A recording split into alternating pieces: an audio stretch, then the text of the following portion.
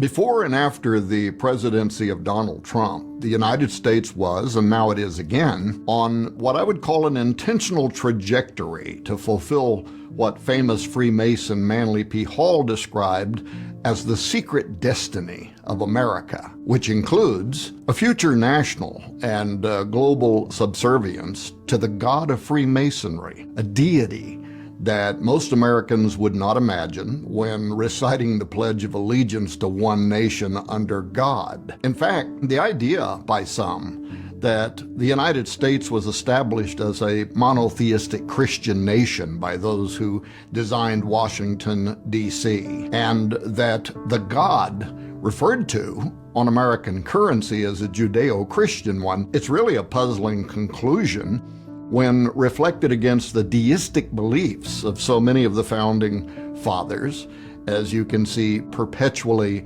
viewed in the so-called supreme architect deism of Freemasons, and in the supreme judge of the world and the divine providence notations that are in the Declaration of Independence and other founding documents, as well as the countless pagan icons that actually dominate the symbols, the statues, the buildings, the seals that were carefully drafted under official government auspices. The Great Seal of the United States primary among them, which Manly P. Hall, the famous Freemason, rightly called the signature of that exalted body of Masons who designed America for what he called a peculiar and particular purpose.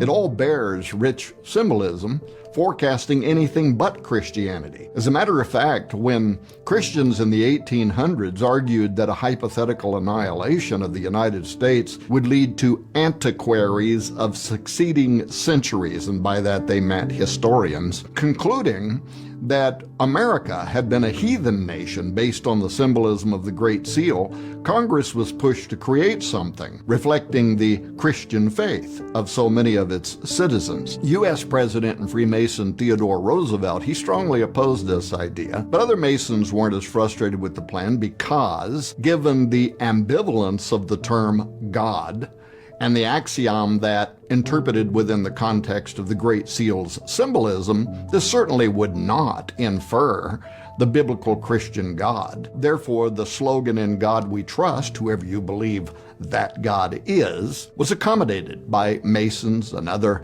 Illuminatus, who therefore approved as the official U.S. motto the phrase "In God We Trust." In my book, Zenith 2016, which among other things noted that the year of Donald Trump's presidential election had been foreseen by prophets and sages for thousands of years as the apex date, when governments would begin shifting toward the spirit that is predicted on the Great Seal of the United States, the Antichrist, followed by the actual man of sin's arrival and acceptance on the global stage in the year 2025, which people will discover in the new book Zeitgeist 2025. But this was to illustrate the point in my book Zenith 2016 that one definitely would not determine that the God in America's official motto refers to the Father of Jesus or a biblical Trinity. I wrote in that book, quote, "Imagine yourself as a space traveler who visits Earth in a fictional post-apocalyptic world. Digging through the rubble of the once thriving planet, you come across a copy of a U.S. $1 bill with the two-sided Great Seal of the United States joined in the middle by the phrase, 'In God We Trust.' Upon consideration, you ask yourself, what God did this refer to? And with no preconceptions, you allow the symbolism on the seal to speak for itself, from which you quickly determine that this had been a great culture who worshipped Egyptian and Greek deities, especially a particular solar one whose all-seeing eye glares from atop an unfinished Egyptian pyramid. Upon further investigation into the specific beliefs of the strange group whose members had influenced the Great Seal, you discover from their highest masters, including one illustrious Albert Pike, that the sun god they venerated so highly had been known to them at various times in history by the names Apollo, Osiris, and Nimrod, end quote. Now, I made that argument in Zenith 2016 because, unknown to most Americans, and certainly to the average Christian, the Great Seal's mottos and symbolism relate to both Osiris and Apollo specifically, and yet as one. Osiris is the dominant theme of the Egyptian symbols, his resurrection and return, while the mottos of the seal point directly to Apollo, and the eagle, a pagan emblem of Jupiter, to Apollo's father. For instance, the motto Annuet Coeptus, this is from Virgil's Aeneid, in which Ascanius, the son of Annius from conquered Troy, prays to Apollo's father, Jupiter or Zeus.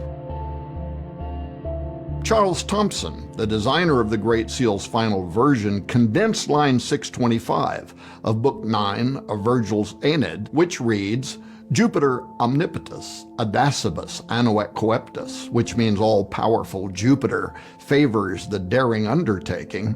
He condensed that down to annuet coeptus. He approves our undertaking. While the phrase Novus Ordo Seclorum, a new order of the ages, was adapted in 1782 from inspiration that Thompson found in a prophetic line in Virgil's Eclogue 4, which reads Magnus ab integro seclorum nascitur ordo, from Virgil's Eclogue 4, line 5, the interpretation of the original Latin being, and the majestic roll of circling centuries begins anew. Now that phrase is from the Cumae Sibyl, a pagan prophetess of Apollo, identified in the Bible as a demonic deceiver, and it involves the future birth of a divine son spawned from a new breed of men sent down from heaven when he receives the life of gods and sees heroes with gods commingling. According to this prophecy, this is Apollo, the son of Jupiter, or Zeus, who returns to Earth through mystical life given to him from the gods when the deity Saturn or Jupiter returns to reign over the cosmos in a new pagan golden age, what the alignment of Jupiter and Saturn on December 21, 2020 forecast, which many, by the way, including pastors, were erroneously referring to as the Christmas star. According to the Greek texts, the Magi followed an asteroid, not a stationary star alignment, whose trajectory led them to Bethlehem. But it was the closest that these two planets have appeared together in approximately 800 years not long ago, and it did indeed forecast the arrival of a messianic son, the false one, whose spirit will reside in the beast of Revelation 17:8. From the beginning of the prophecy, referenced on the Great Seal of the United States, here's what we read. Now the last age, by Cumae Sibyl sung, has come and gone, and the majestic roll of circling centuries begins anew. Justice returns old Saturn's reign, with a new breed of men sent down from heaven. Only do thou at the boy's birth, in whom the iron shall cease, the golden race arise. Befriend him, chaste Lucina, 'tis thine own Apollo reigns. He shall receive the life of gods and see heroes with gods commingling, and himself be seen of them, and with his father's worth reign over the world. Assume thy greatness, for the time draws nigh, dear child of gods, great progeny of Jove or Jupiter Zeus.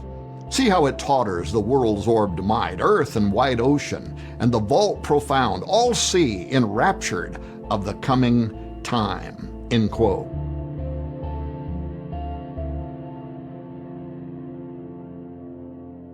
According to Virgil and the Cumae Sibyl, whose prophecy formed the Novus Ordo Seclorum on the Great Seal of the United States, the New World Order begins during a time of chaos, when the earth and the oceans are tottering, a time like today. This is when the Son of Promise will suddenly arrive on earth, Apollo incarnate, a pagan savior, born of a new breed of men sent down from heaven when heroes and gods are blended together. This sounds eerily similar to what the Watchers did during the creation of Genesis 6 giants, doesn't it? And why many believe that Antichrist also represents the return of the Nephilim. But to understand why such a fanciful prophecy about Apollo, son of Jupiter, returning to Earth should be important to you, in ancient literature, Jupiter was the Roman replacement of Yahweh. As the greatest of the gods, he was a counter-Yahweh. His son Apollo is a replacement of Jesus, a counter-Jesus. And this Apollo comes to rule the final New World Order when justice returns old Saturn's reign. Now, this ancient goddess Justice, who returns Saturn's reign, Saturnia Regna, the pagan Golden Age, was known to the Egyptians as Mat and to the Greeks as Demas, while to the Romans she was Lustitia. Now, statues and reliefs of her adorn thousands of government buildings and courts around the world, but especially in Washington, D.C., where she stands as familiar Lady Justice, blindfolded and holding scales and a sword. She represents, according to the prophecy, the enforcement of secular law and is, according to this Sibyl's conjure, the authority that's going to require global compliance to the zenith of Satan's dominion, concurrent with the coming of Apollo. What's more, the Bible's accuracy concerning this subject is alarming, including the idea that pagan justice will require surrender to a satanic system in a final world order under the rule of Jupiter's son.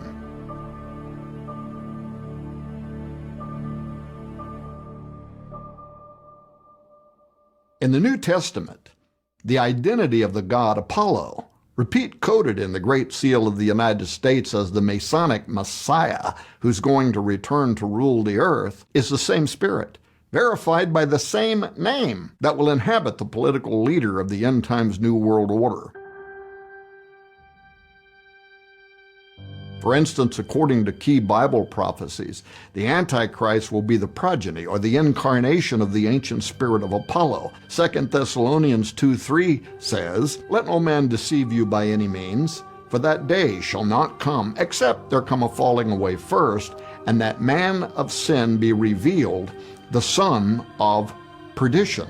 And this is the Greek word apoleia, Apollo.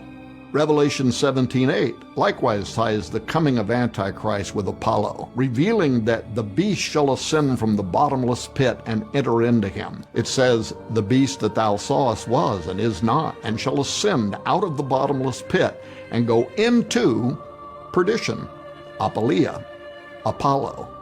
"And they that dwell on earth shall wonder, whose names were not written in the book of life from the foundation of the world, when they behold the beast that was, and is not, and yet is." End quote. Among other things, this means that the Great Seal of the United States is a prophecy, hidden in plain sight by the Founding Fathers for more than 200 years, foretelling the return of a terrifying demonic god that seizes control of earth in the new order of the ages. This supernatural entity was known and feared in ancient times by different names: Apollo, Osiris, and even farther back as Nimrod, whom Masons consider to be the father of their institution.